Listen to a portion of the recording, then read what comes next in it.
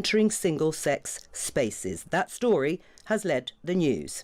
This programme is a chance for both sides of the gender debate to put their case. And if you haven't already, you can make up your own minds. WhatsApp us on 0333 003 2353. Text us 87222. Start your message with the word Times and email us at studio@times.radio. Let's start the debate with this question. Establishing what we mean by sex and what we mean by gender. Helen, Joyce. Sex is biology. It's the thing that allows for sexual reproduction. It's the thing that's existed on this planet for more than 1 billion years. In mammals, half the mammals are male, half the mammals are female, and we're mammals. So half of us are men, half of us are women. That can't change. Mammals can't change sex. Some other animals can. Gender is an ambiguous word. Some people use it as a polite synonym for sex. Some people mean the stereotypes that people perform. Some people mean an inner feeling that's hard to define. So I tend not to use that word because it's too ambiguous. What about you, Helen Webberley? What do you mean or establish by the word sex and gender? Well, everyone says that sex is biology, and Helen here has just said that it's about reproduction. But there's, the chromosomes, the sexual function, the reproductive system. It's very various in humans, and to say that there's just one or the other is incorrect. There aren't just two ways that a body can be made. But whereas gender is a deep personal identity of somebody, of how somebody lives their life, how they express themselves, how they see themselves, and that's, as we know, is completely unrelated to their chromosome pattern or their organs, their anatomy. What do you say about that complete distinction that is being made there by Helen Webberley in terms of gender? I mean, first, it's just not true. There are only two sexes. And the reason there are only two sexes is because there are only two gametes. And the gametes are the thing that define the sexes. This is established in biology. But then this deep inner feeling, if sex is so nebulous, as Helen Webberley says, then how on earth is somebody meant to have this deep inner feeling? Like, what does it mean to feel like a boy or a girl if you don't even know what boy and girl mean? This just sounds like personality to me, or I don't know what it sounds like. It's just not defined. Helen Webberley? Well, it's like, what do you mean by personality? Okay, if it is personality, what's wrong with that? It's how somebody wishes to live their life. It's how somebody sees themselves, so stereotypes. How somebody fits into this world. Stereotypes? Well, why is personality a stereotype? I don't see it as a stereotype. And what do you mean by that? But I mean, like, to call it something that's to do with being a boy or a girl, like, what? I mean, I just don't know what you mean. If a child comes out of the mother, everyone says that's a little boy because that's the body of a little boy, and then at some point that child says that they have a girl gender identity. What does that child mean if girl doesn't mean anything? If girl just means people who who have said girl doesn't mean anything? Well, you did, because you haven't given us a When did I say definition. that? It's just circular. You've just said, it's a deep personal identity. You said. And you said that girls, there are many sexes, sex is varied, it could be chromosomes, it's nothing to do with your biology, You haven't given us something that somebody could talk about as a target for what it might mean to think that you are like a girl. You just had gone around in circles. Well, goodness, I didn't think I'd had enough words to go around in circles, but there you go. I mean, your comment was there are only two sexes, yep. and that's because there are only two gametes. Yep. I think to boil the whole of humanity down to gametes, and for those who don't know what gamete is, it's basically an egg or a sperm. To say that the whole of humanity is to be dictated by whether your body produces eggs or sperm is so mathematical, so binary, so basic. It's actually a basic misunderstanding of biology. No boiling down, no reducing to. We just come in two types. You're a boy or you're a girl. Do anything you like. Do not let it hold you back. Go to the moon, be the president, anything you like, but you'll still be a boy or still be a girl. But you've boiled it down to gametes. You're saying you either have ovaries or testicles, but there are many different variations. There are people who are. But you're not a biologist. You're not a doctor. How do you know? You sit there shaking your head saying there really aren't. What are the variations, Helen Webberley? Well, in terms of biology, which is, I think, Helen Joyce is trying to explain, we do have chromosomes, and there are many different patterns of chromosomes. We do have reproductive organs, and there are different variations. Not everybody is born with XX and two ovaries, a womb. Are you talking about vagina. intersex? people being born into sex? Well, you can use that term. You can use. I mean, there's many different chromosomal patterns. But what does this have to do with gender identity anyway? Well, no, because they're completely different. Exactly, you're grasping it. So biological sex is very different to gender identity, absolutely, and one is not dictated by the other. There are two body plans, and there are sometimes anomalies, and they are very rare. But there are only two body plans. Can I just put this question to you, Helen Webberley, about bodies, about biology? Mm-hmm. If we look at the proportion of trans women in terms of operations or surgery to remove their penises, what number are we talking about? What proportion, roughly, of trans women have had that kind of surgery? I don't think we know that data, but when I last looked at that kind of data, I think around about 12% of people who reassign their sex choose to have genital surgery. So it's low? 12%. Yes, I mean that is low. Would you agree? Well, it depends what level you're comparing it with. Well, I'm comparing it to anything that's above 12%, but it is a pretty low figure. Does that surprise you? No.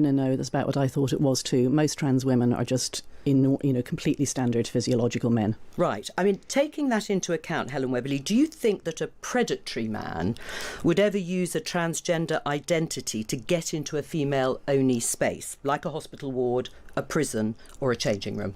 I think it's a very dangerous thing to associate transgender women with predatory men. So some men, whether they are trans women in identity or whether they are male in identity, some people, if you like, who have XY chromosomes, if we leave it there, will be predatory. But the difficulty is when we make that association that trans women automatically equals predator. Well, I don't think anyone will say it automatically equals it, but at the same time, Helen Webberley has a point. It is a dangerous thing to link the two if we're talking about predatory men across the piece. What's very dangerous is taking down the boundaries that keep male people out of spaces that female people need there to be no male people in. But a predatory man might gain entry in some way or another. And so do you leave your front door open when you go out just because a burglar might get in? Otherwise, we can't, nothing is foolproof. We have systems in order to safeguard. No safeguarding is perfect. We say no male people here, knowing that some men may come in, but the rule is clear cut. It's no men, it's no male people. And when we soften that boundary, we make it easier for bad people to come in. The people who use loopholes are precisely the worst people. So we have to be very clear, and that's no male people. The people who use loopholes are the worst people. If you have a loophole, bad people go through it. Do you think there should be those protections then to reduce and minimise the risk that somebody might ever use or abuse? As you say, you don't want it equated with transgender or being a trans woman, that they should be minimised when it comes to sharing those spaces? Well, I think what Helen said was that no male should enter a female space, and I think we solved the argument because transgender women are female. They are female, and but biologically male, Helen Joyce would say. She might say, but the Equality Act... And many people would. Well, if I might just go back to the Equality Act. The Equality Act protects two characteristics. It protects sex, and it also protects gender reassignment. And gender reassignment in the Equality Act is reassigning your sex. That's what the definition is. But you have just said it's a very, well, I said it was a low figure, but you said it's only around 12% who have that sort of surgery. Which doesn't change your sex anyway. Excuse me. The surgery is unrelated to that. In the Equality Act, your gender reassignment, you don't have to have surgery. Can I just ask you then, Helen Joyce, how comfortable are you that under the leaked guidance that we've had today, the Supreme Court was very clear that biological sex is the definition of a woman and a man. And for the purposes of the Equality Act, in that sense, we can talk about protected characteristics later on, but in terms of the Equality Act, the leaked document implies that there will be transgender people who have lived in their acquired gender, perhaps for decades. They could be confronted and questioned about their sex.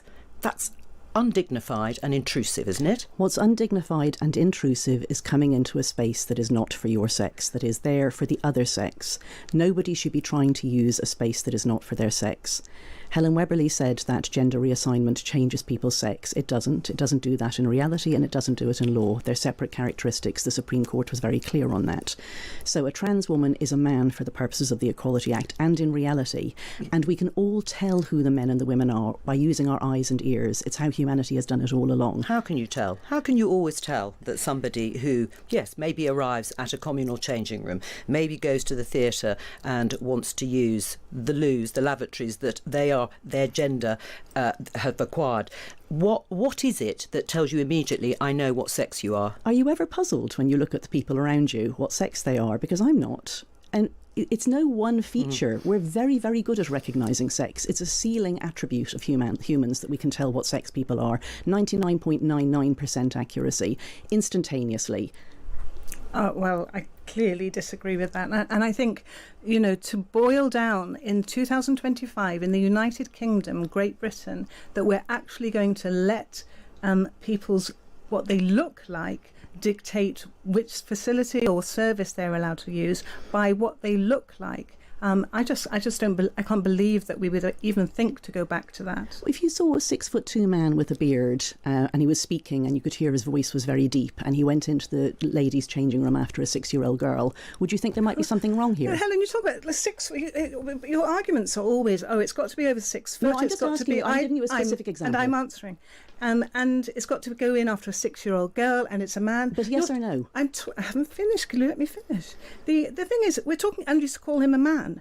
Men don't go into the female spaces. Sometimes women they do, and transgender women are women, and they go into female spaces. And the fact that you portray this 6-foot man over 6 foot going in after a girl, all the image you want to give is this man is so dangerous. I don't think that we in our society should be portraying men as automatically dangerous. But what is your answer to the specific? Just for argument's sake, if you saw that scenario, what would you be thinking, Helen Webberley? If I saw a 6-foot man going into a female... Well, don't worry too much about the height, but yes, a bloke, a big someone man... Someone you can really tell is clearly male. What would be going through your mind? You're answering. If that is a transgender female, they have the right to go in whatever they look like. We can't be the looking police. We can't say, excuse me, you don't look... female enough to go into my toilet. It's just an awful place to be. I mean, where are trans women supposed to go, Helen Joyce? Can I just point out that this means that anyone can go into the ladies, anyone can go into the gents, because we're literally not meant to be able to say to anybody, it's clear that you're not a man, it's clear that you're not a woman. So this is just an end to all sex-separated spaces. So, I mean, where are transgender women meant to go to the toilet? If they're not happy using the men's, which is where they should go because they are men, then hopefully there's a gender-neutral option for them. If there isn't, I'm afraid they're going to have to use the men's, because what is out of order is using the women's, because they are not women, they are male. What do you say to that, Helen Webberley? The Equality... I was going to go back to real basics. The Equality Act protects people who reassign their sex. And you don't have to have had surgery, you don't have to take hormones, you reassign your sex. And people like Helen Joyce will always say, oh goodness, they're just going to go in and pretend. But there are over 262,000 transgender people in our country who need the security to go into spaces that align with their gender identity. And frankly, for us to sit here and permit the language that says a transgender woman is a man is against the law, because and actually the Crown Prosecution Service would consider that as a hate crime. Transgender women are women. But in terms of the Supreme Court ruling, it has said very clearly, for the purpose of the Equality Act, that sex is biological. Yes. So remember we said earlier that the Equality Act looks at two characteristics, sex and gender reassignment. But the Supreme Court ruling, which is only an interpretation of the law, and there are many who say that it's not, does not say that, as you mentioned earlier, and if I might disagree with you, it does not say that transgender women are men. It still absolutely protects transgender women as women. But then when it was talking about sex as a protected characteristic, it said for the sex one, we are talking about biology. But it didn't erase the gender reassignment as a protected characteristic, which means it's real. It hasn't erased gender reassignment surgery, but for the purposes, not surgery, gender reassignment. But for the purposes of people who are providing services and single spaces, sex is biological. That No, was it very didn't say clear. that. Well, that No, it was didn't very say clear. that. Well, we can debate that. I will just say Sex Matters intervened on the winning side in the Supreme Court judgment, and we were thanked for our submissions. What you've just heard from Helen Webberley is completely wrong. Our submissions were accepted, and of course what the Supreme Court says is the law. This is ridiculous to say they aren't the law. On that, gender medicine next. We're going to talk about adults and then children. Don't go anywhere.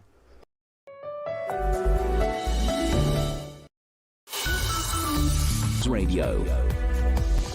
This is the Times Radio Gender Debate with me, Jo Coburn, and two Helens, leading feminist Helen Joyce and Helen Webberley, who founded Gender GP. We're going to get on to the treatment of children in a moment, but first let's talk about adults. Helen Joyce, if an adult has thought long and hard about it and they want to take hormones and they might even want to have surgery, what should we as a society be offering them? I think you've got to treat it like extreme cosmetic surgery, which isn't banned, but, it's not something that changes your status in law. It's not something that's funded publicly, and it's really buyer beware. There's not many doctors want to do those sorts of things. We heard some total misinformation on the subject of the Equality Act and the Supreme Court before the break, but the fact is that what the Supreme Court said is that people who go through these sorts of surgeries will not change their status in terms of single-sex spaces or services or sports or any of those things. They will stay being the sex they are. If they still want that surgery, yes, then that's their business. But they can't then say that they can use the opposite sex But my question spaces. is, what should we be offering them as a society? Forbearance. No legal status change. But what about services? And what about more people perhaps offering the sorts of services that Helen Webberley is offering? Well, I'd like to see it treated like any other form of medicine, that people show us, decent studies that show that this improves quality of life, because none have. Right. Helen Webberley, should it be on demand for adults? Should people have any mental health assessment before taking any treatment, drugs, or having surgery? I think the person that's missing in this question is the person who's asking for that medical intervention. And I've been a doctor for 33 years, and in the whole of that time I've never known a medical condition or a medical treatment being debated by mathematicians and statisticians saying it shouldn't be available or classifying it as Do you think as it should just be extreme. doctors like you? Well, it's between the doctor and the patient. And that's what medicine is. A patient has a medical condition or a diagnosis, or is requesting a treatment, requesting a pathway, and they go and discuss that with their doctor. The fact that we've widened this out to non-medics to have an opinion on what a patient can have, I can't equate it with any other medical condition. That's ridiculous. We do this all the time. Epidemiologists and statisticians talk all the time about medicine. I worked for the Royal Statistical Society for many years. My PhD is in mathematics. My second subject was statistics. I literally edited the magazine of the Royal Statistical Society. I interviewed the statisticians who, after the Second World War, worked out how randomised control trials worked. We absolutely do not just say, this is what you want. We actually work out what works in medicine. And by the way, the rest of us pay for this through the NHS. So the idea that this is just the patient comes in and says what they want and the doctor gives it to them, the rest of us just go along with that. That's completely absurd and absolutely not how it works. I, with respect, I don't know whether you hold a statistics role in medicine at the moment, but there are many different types of statistics. But also, we have to understand that medicine and the NHS has a constitution. It has a list of things it will fund. There have been people in the past who say, for example, if you have lung cancer because you smoked, why should you sap our costs? If you ride a motorbike and you were reckless, why should we treat you? So we don't do that in medicine. And if there is a case for gender affirming care, which the NHS has decided that there is, and of course also there are private options, the NHS isn't the only option, then it's between the doctor and the patient to decide what's appropriate. Although you would agree broadly that society can discuss these things, particularly if there are ethical questions. They can have their discussions, but I think when we're missing the patient in the room, and the trans community are certainly not saying, please can you ban gender affirming care. The trans community just want to live their life. They just want to get on and be happy, and not have society and politics coming in saying, we don't think you should have that. Well, we'll come on to society and politics maybe a little later on, but let's talk about children, because the Tavistock Clinic, the only clinic that was offering the gender identity development service, was closed down because of concerns raised by the paediatrician Dr. Hilary Cass in her review last year. She said gender medicine had been operating on shaky foundations and that the evidence for puberty blockers was remarkably weak. Helen Webberley, until recently, this country was broadly following that path that the Tavistock was offering. Do you admit and accept that you've lost the argument? It's been shut down. It was the only service. There are some regional hubs, but people have decided, government who commissioned that review and Dr. Hilary Cass, that the evidence just isn't there. I think the mistakes happened many years before the Cass review with the Tavistock Clinic. It was a single clinic. Well, it was the only one. Yes, but which is highly unusual in the United Kingdom. You'd have several clinics, even for highly specialised services. It was one clinic operating its own protocols, and it was criticised way before the Cass review. It was criticised by the Care Quality Commission. But the criticism was the way that the clinic was operating. But I don't think that should now mean that we don't follow the international standards and guidance for treating transgender children, which unfortunately, because we have society and politicians coming in, is what's happened. Helen Joyce. So I think that probably Helen Webberley is talking about WPATH and its standards of care, which suggest very much the model that she uses, which is that... Actually, I was talking about the Endocrine Society. Right, but would you agree? I mean, you've praised WPATH many times, so can I talk today? about WPATH? No, I just mean generally. Well, you said I was referring to WPATH. I was referring to the Endocrine Society. Okay, but would you agree? But explain what WPATH is. So WPATH is the World Professional Association for Transgender Health, and it's regarded as the organisation that promotes gender-affirming care. I think, broadly speaking, it would be the organisation that would be promoting the model that Helen Webberley would excuse me, I'm talking about the Endocrine Society. No, but can I ask, do you agree that the WPATH is a good example of the sort of care that you would... That's genuinely a question. The WPATH have published peer-reviewed standards of care. The Endocrine Society have published and endorsed international clinical guidelines. There's a difference. But no, I understand, but I'm asking you do you think the WPATH is standards of care is the right way to practice for children? It is the global, internationally recognised standards of care, peer-reviewed by over 210 gender specialists. And what are those standards of care as you understand them, Helen As I Joyce? understand them, it's very much led by what the child says. And so it's if the child says that the child has an identity and so on, you affirm that. You socially transition the child, you present them as the opposite sex or as non-binary, and then you consider blocking their puberty, and then you consider cross-sex hormones if that's what the child wants to fulfil their embodiment goals. And that's what was going on at the Tavistock Clinic, Helen Webberley? Yeah. No, Right. I think they were actually much more conservative than that. So WPATH is very, very much more lax than... They don't particularly suggest any particular investigations beforehand. And you think that's wrong, to I follow think it's the wrong. child, the lead of the child? Yes, absolutely. You see, don't? Well, again, we have a non-medic interpreting and saying no investigations. I'm like, well, which investigation does Helen Joyce think that they should be doing? Which investigation? I'm just interested. Right, but how young should you listen to a child who is saying, I would like to change my gender?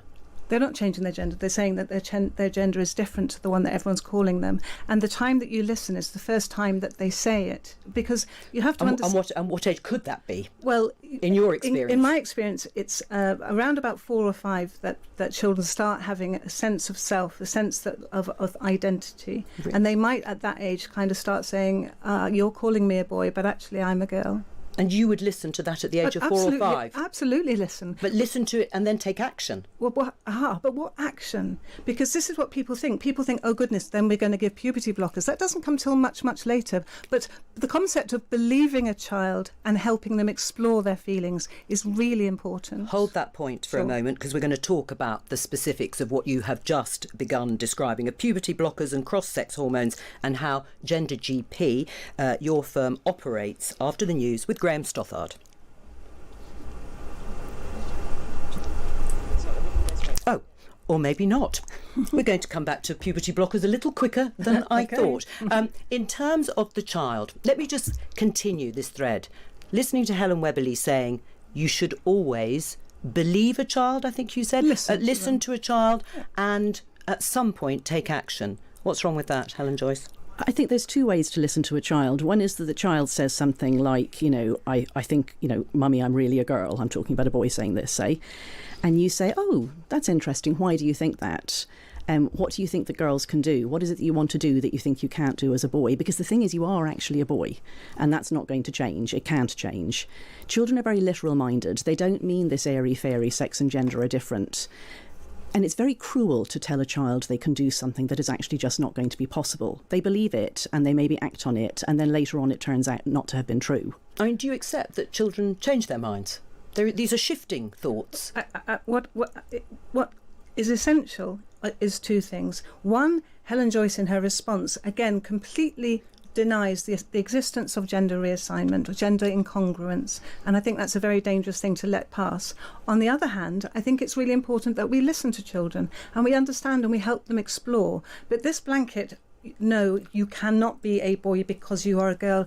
I've worked with so many children and families. It's crucially and excruciatingly painful for that child to hear their parents say, you can't do this, because the transgender people of today, the adults, have all been a child. They've all been through that process. And I've heard the ones that have said, my mum said no, no, no, or my mum let me explore what gender identity was for me. And there's a huge difference in the outcome to how this exploring conversations is one thing, Helen Webberley. Taking action, you said later on, that comes later on. What age, what's the earliest age you would give a child puberty blockers? When puberty starts. Which is? Well, the youngest age would be? I think probably around 9 is the earliest, but there will be children earlier. Because, of course, don't forget that puberty can start in a 2-year-old and a 3-year-old. So we give a puberty blocker to a 2-year-old and a 3-year-old and a 4-year-old because but people don't seem to think that that's not a problem. They don't think that's a problem.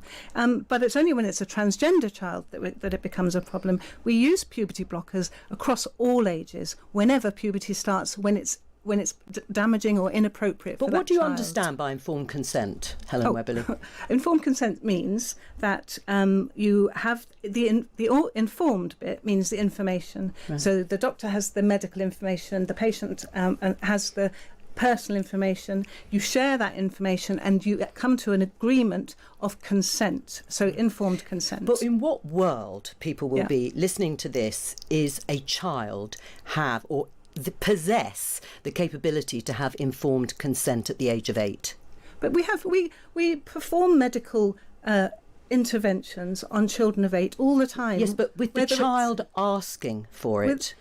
But asking what? So you're not allowed to ask. It's like have a broken arm, cancer treatment, diabetes, respiratory medicine. We're treating children all the time. No, treating children is one thing. I'm talking about the issue of consent. That you would take the word of an 8, 9, 10, 11-year-old. It's crucial to. It's crucial to listen to these children because I've seen what happens when you don't. And it's really painful. All right, well, we'll see what happens later on in terms of when you don't. What do you say in response to that? There's no other treatment that we would give a totally healthy child that disrupts normal physiological development. Puberty is an absolutely crucial process. It's the process that turns children into adults. Delaying an catastrophically early puberty is not the same as interrupting normal puberty. Everything else that we do for children is because something isn't working. They've got a broken arm, they've got diabetes, they've got all these other things wrong that Helen Webberley said. This is different. This is taking a child's counterfactual claim. And listen, it's not me that's being mean, it's nature that's being mean here. It is not possible to turn boys into girls or vice versa. It literally isn't possible. So doing this sort of intervention on the basis that you can is just sheer wanton cruelty. I mean, you were, Helen Webberley, found guilty of serious misconduct by the General Medical Council, later overturned. And this was over a child that was given puberty blockers by you. You call it a pause in terms of the development to give a child time to think. This child I haven't called it that. I haven't called it that, by the way, but you put those words into my mouth. Well, no, but I have heard you in other interviews because I listened before I did this debate this evening, and that was the word you used, to give a child time to think. This child was apparently adamant that they didn't want children. How on earth can a child know? The thing is, I don't think we should base the whole of the care of transgender adults, young children, adolescents, adults on one case. Yeah. So for sure, in the United Kingdom, we don't have adequate standards of care, which is actually what arose the Tavistock travesty, and it's a real problem. So, but I don't think that one case in my GMC tribunal, which, as you say, was overturned. Yes. So the High Court found that the GMC were wrong to find that. But my serious question misconduct. is, how can a child know? I just need to. You need to allow me to clear my name, because the serious misconduct that you stated from the GMC I said it was overruled. But yes. I don't think that we should base the whole of transgender care for young people on my tribunal. There's a whole wealth of evidence out there. Yes, but my question, and just before I come back to you, Helen Joyce, my question is, how can a child know at a young age if they do or don't want children? Well, Jo, what I reckon you should do really is get the parents and the children in here. Once you've met as many transgender children and families as I have, and also spoken to adults who once were a transgender child, then maybe you'll change your mind. But for me at the moment, I'm their spokesperson, and it is true. Transgender people, whatever Helen Joyce says, transgender people exist. There are people who were assigned a sex at birth which turns out not to be their gender identity. They do exist, and some of those people wish to take medical intervention to switch their hormone profile. And I'm talking about age and consent and due diligence. But what do you say in response? Let me give you a scenario, Helen Joyce. You're a parent and you have a child that comes to you and says, I want to change my gender, for argument's sake. Yeah. It's not as simple as I know, even anecdotally, of a parent saying no, and that's the end of the story. I'd say, let's talk about that. What do you mean by that? Let's say it's a boy, just so I'm not constantly having to switch. What would be different about your life if people thought you were a girl, or if you were a girl? Is it something that you want to do differently? Children have very concrete ideas about things. They think that only boys can do some things and only girls can do some things, or they've just all sorts of, ideas that you need to get to the bottom of.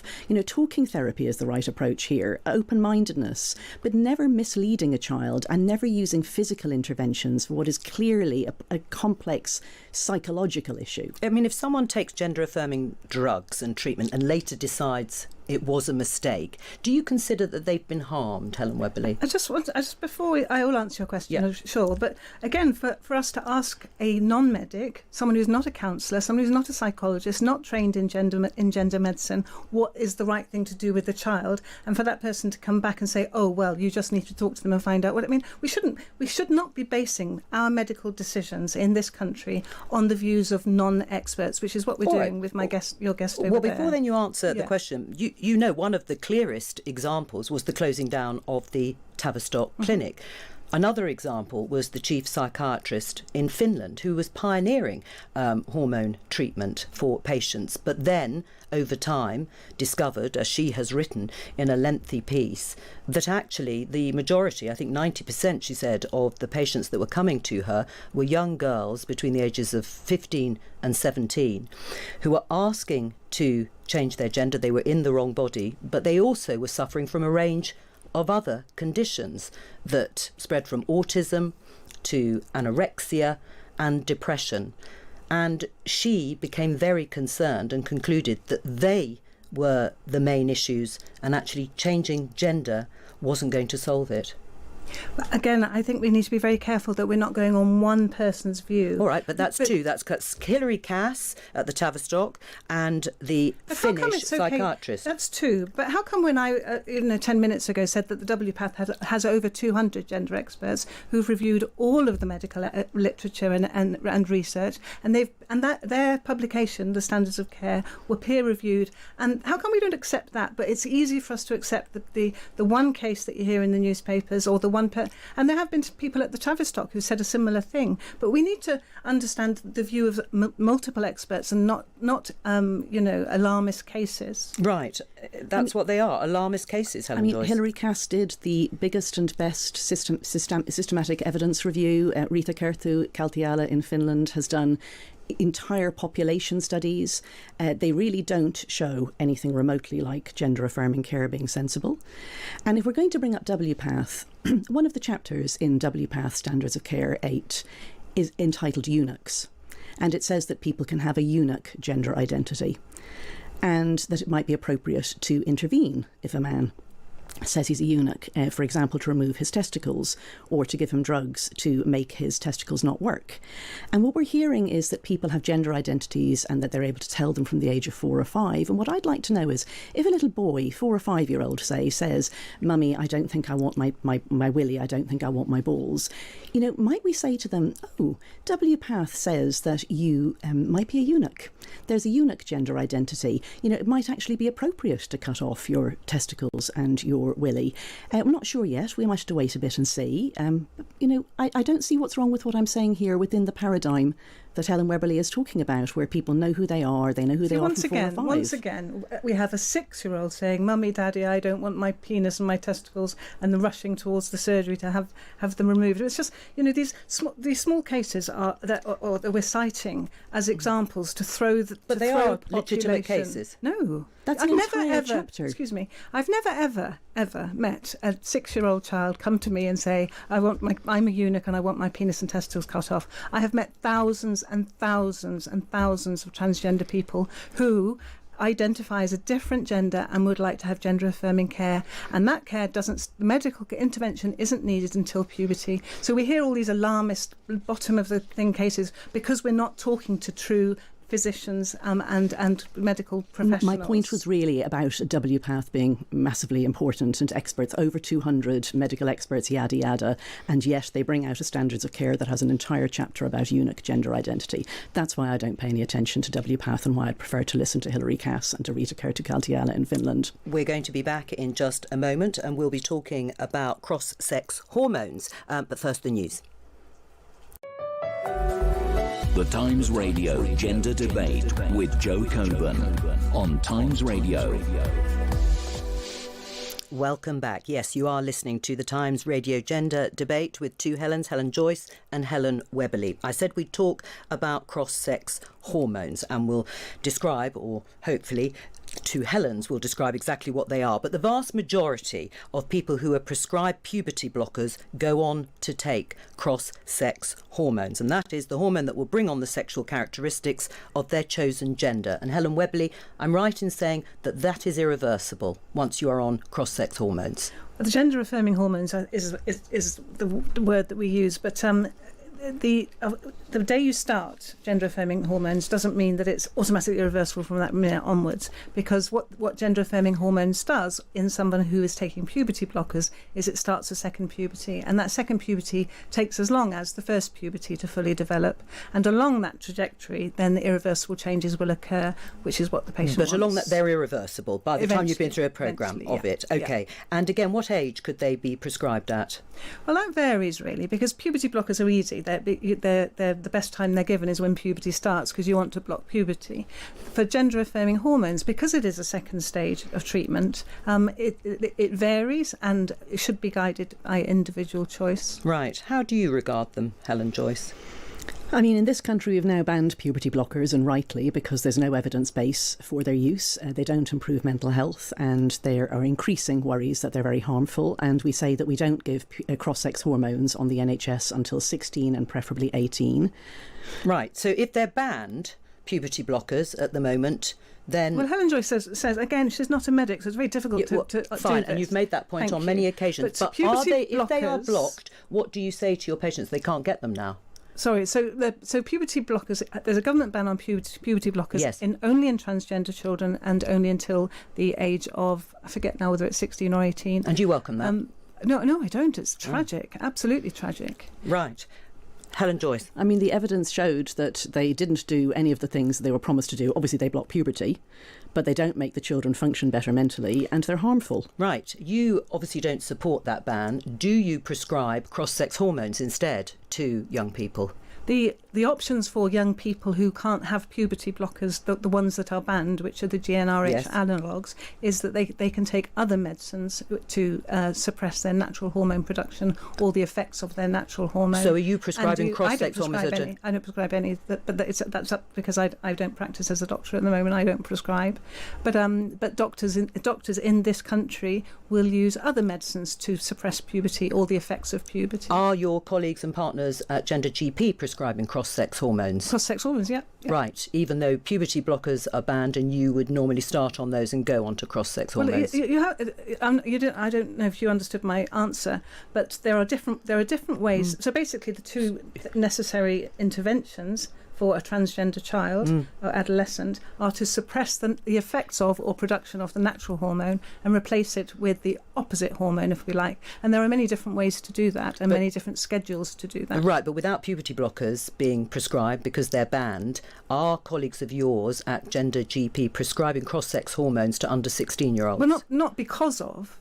But are they? Not, All right, yes. The doctors in this country and in Europe are prescribing to under 16-year-olds hormones to under 16-year-olds. How young? Well, I don't know how young. I don't know. But whenever it's medically indicated to do that, this isn't about age. Everyone uses the age thing as the alarmist thing. Oh my goodness, that's too young.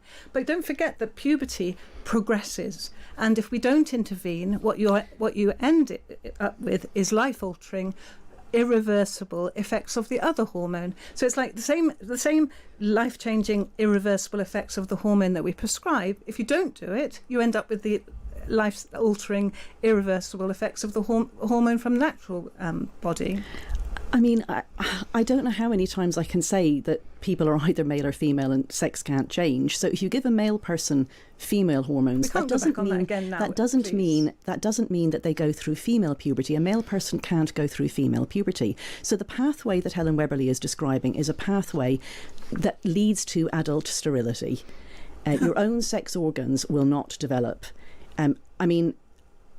Was that answering your question? Because we seem to have gone back to the fact that gender identity doesn't exist, and now we're straight back on sterility. I brought in the word sterility here. So this but is are you saying there are no us side effects, and that none of the patients that you have treated have ever suffered the sorts of side effects that Helen Joyce has just outlined?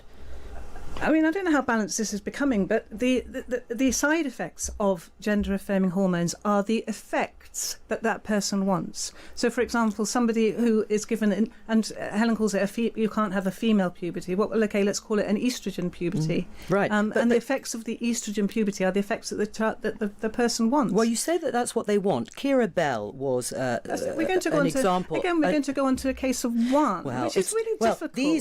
These are a lot of cases, though, aren't they? I mean, I've pulled out a few. Could we talk about the 262,000 people in this country, or do we just want to talk about one Kira Bell? That sounds like you're dismissing it. But Kira Bell went to court. The puberty blockers that I received at 16 were designed to stop my sexual maturation. The idea was that this would give me a pause to think about whether I wanted to continue to a further gender transition.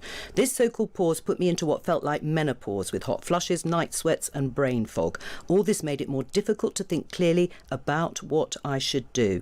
By the end of a year of this treatment, when I was presented with the option of moving on to testosterone, I jumped at it. I wanted to feel like a young man, not an old woman.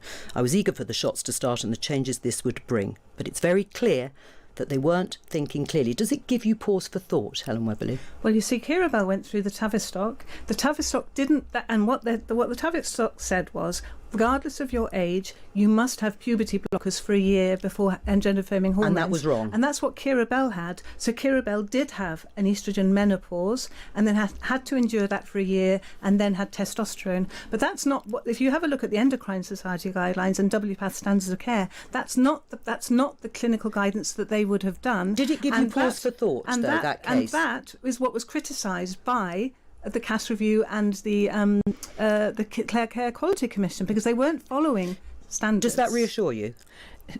I mean, if I can give a big number, 96% of female people who take testosterone for gender-affirming care will get pelvic floor dysfunction. I'd very much like to know if that is what is said to them, because it's very bad for female sex organs. Where does that stat come from? Can we have that clearly? That comes from a paper by a physiotherapist who has looked into it, because she treats a lot of them. I can provide you with the source afterwards, since clearly you need to know it.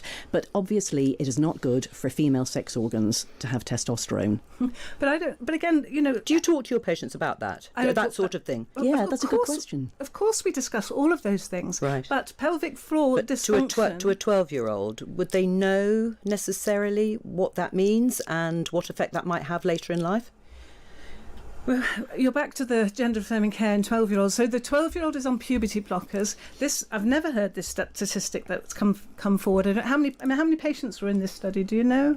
I asked Joyce? a friend who did the study, so Your I'd have to friend? come back to you. Okay. Elaine Miller, she's an extremely well-known physiologist. You might find a study that's got 8 people. I don't know. I've not seen this study, and you might say, "Oh goodness, 94%." So maybe 7 of them had pelvic floor dysfunction. But what you have to understand is that if medics go on proper research and guidance and standards that are peer reviewed, not one single paper that you can find which may have a very tiny number of cases that shows what the other side wants to see. I know. Yes, go on. The CAS review is the systematic review here, and it just doesn't show that this pathway has evidence behind it. Can I bring up another case? Sure. I know you think I'm picking cases, but I'm trying to give a sense of cases that have come to light, that have gone through the courts. Can I just do it, and then you can say to the rest of the population when you use one case. Or is it highlighting it? I mean, you're a champion of this, and you've been able to defend yourself. Let me give you this case. Let's look at the case that was examined in the family court in the UK.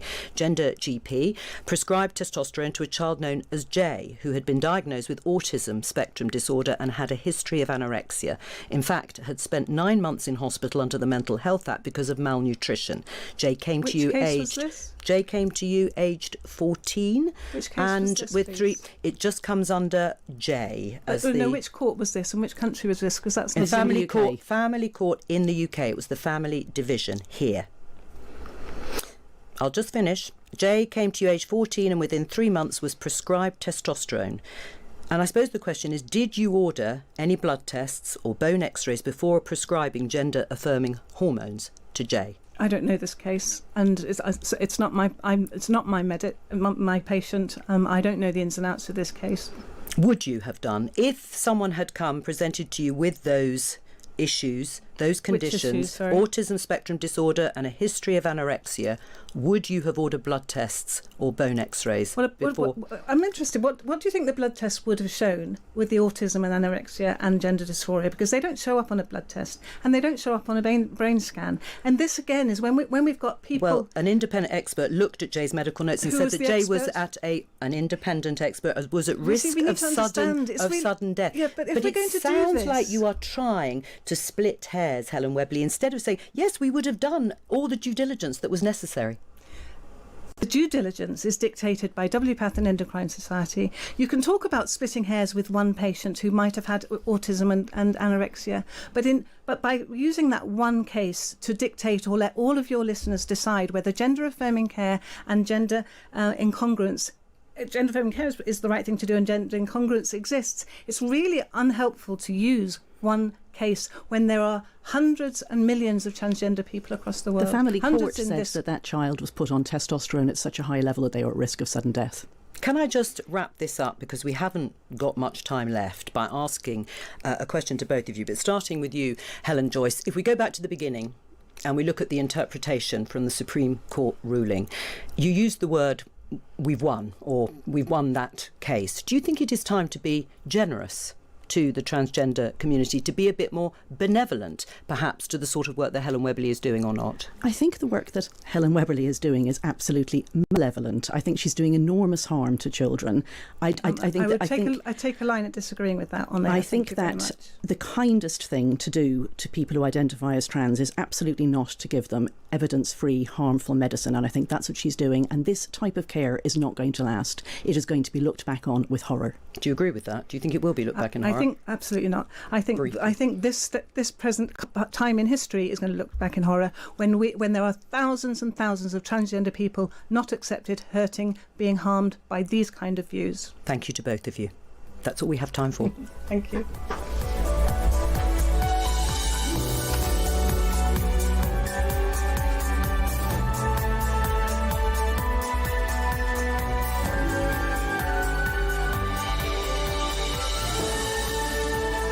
Across the UK, on DAB digital radio, online and on your smart speaker.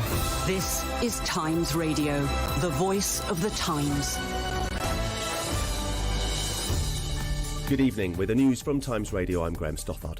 The COVID inquiries found the response of the UK's 4 governments to the pandemic was, in her words, a case of too little, too late. It concluded there'd have been 23,000 fewer deaths if Boris Johnson had imposed a lockdown in England a week earlier in March.